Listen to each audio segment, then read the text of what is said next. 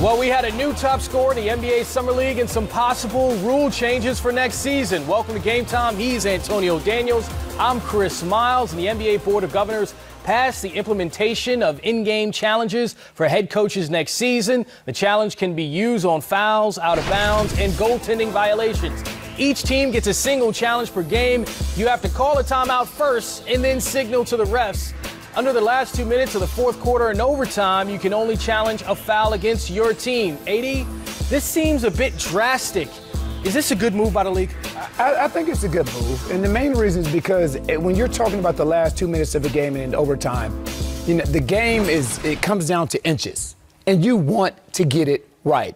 And I know if you're out there, you're saying, well, it's going to slow the game down even more. You talk about the replay booth and all these other things that are going on. But if you're a coach, you want an opportunity when you see something that you can, a call that can be changed, a goaltending call, a foul call, you see an opportunity to change that. I think you should be able to voice your opinion in that way.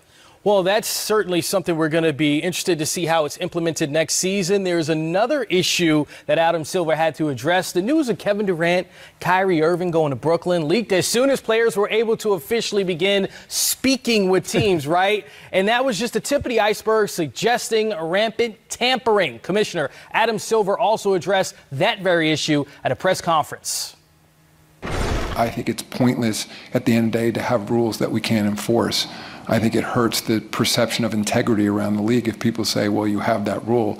And it's obvious that teams aren't fully complying, so why do you have it? And I think the sense of the room was we should revisit those rules, think about what does make sense for our teams so that ultimately we can create a level playing field among the teams and that the partner teams have confidence that that their competitors are adhering to the same set of rules they are.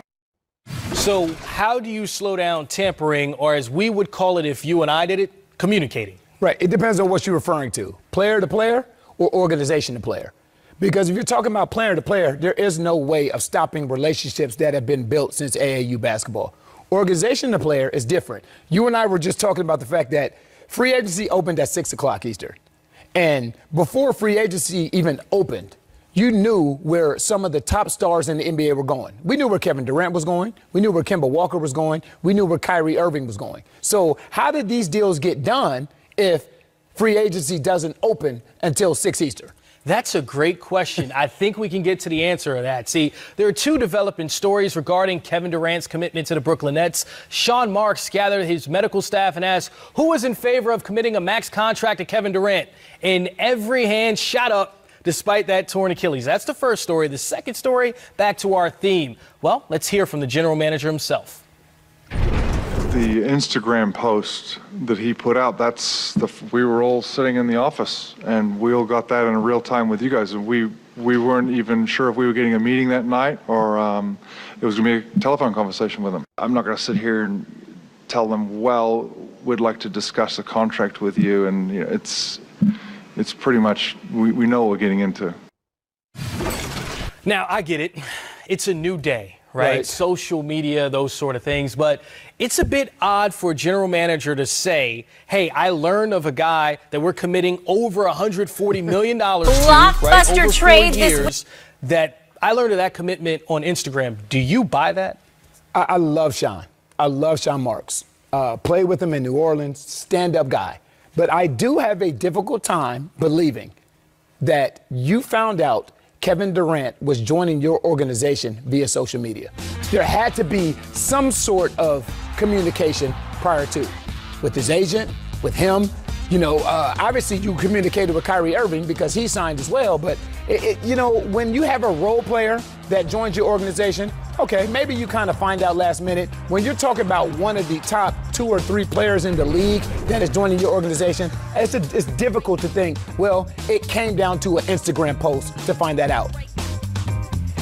So that number for Kevin Durant actually over 160. So when you put that in perspective, that much money on the table, it seems as if there had to be a conversation before 6 o'clock, right? So where there's smoke, there's fire. You agree that they spoke to Kevin Durant before the official time. Right. Maybe you spoke to him, but maybe at the time when you spoke to him, he didn't let you know that I'm joining your organization. Maybe he kind of left it up in the air. Well, I'm going to leave my options open. Maybe I'm going to go back to Golden State. I'm going to entertain other opportunities. But there was a conversation that was had, for sure. Well, certainly Kevin Durant, Kyrie Irving, two of the best in the league, closers, if you will. With the first two picks in the draft sitting out Summer League with injuries, a lot of attention has been paid to the highest pick that's still on the court. Third overall pick, R.J. Barrett, shot 7 for 33 in his first two games. He looked for a better performance against the Raptors, and I believe, A.D., he did perform better. He remains aggressive. Right. Even when his shots getting blocked, when he misses a couple in a row. Do you like that about how he's playing? I do like that. I'm not a big fan of Summer League. For a number of different reasons. But for R.J. Barrett, he just has to continue to stay aggressive. He has to continue to be himself, but he also has to learn to play without the basketball. Because if you go back to high school, he was a number one player coming out. So he was used to having the ball in his hands. You go to Duke, he was used to having the ball in his hands. Now he's playing with other talent. Now he's playing with Kevin Knox. Now he's going to be playing with Dennis Smith Jr.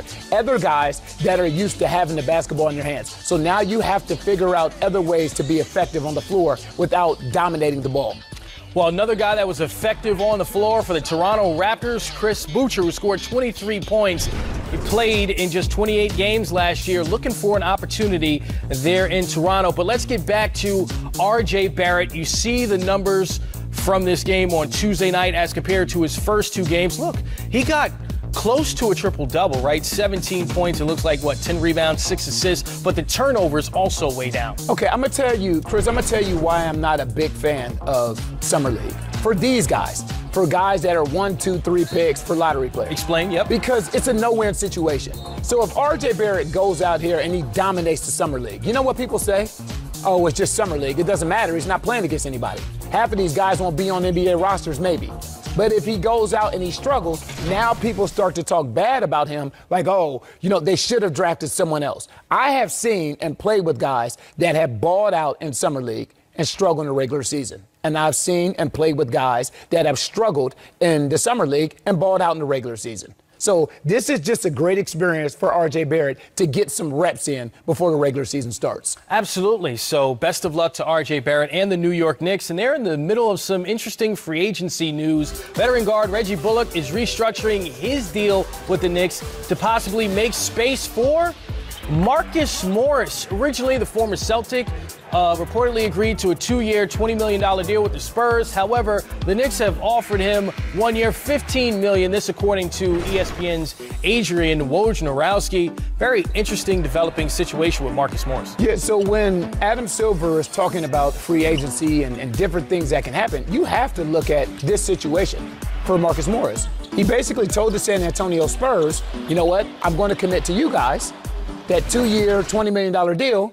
And then he backs out because the Knicks offer him a 1-year, $15 million deal. But in that process, the Spurs restructured their contract and they trade away Davis Bertans. So now if you're Adam Silver, this is another component of free agency that you really have to pay attention to and look at kind of altering the rules here. I'm not sure what you can do, though. Yeah, this seems like a sidebar considering DeAndre Jordan a few years ago when he accepted the deal from the Mavericks, then went back to the Clippers. That was a much bigger deal, but it's something we're starting to see in the offseason as well. Okay, 3-time champion Sean Livingston, he's on the market. The 33-year-old was waived by the Golden State Warriors. Again, according to Adrian Wojnarowski, Livingston does not plan to retire and will pursue another opportunity in the league.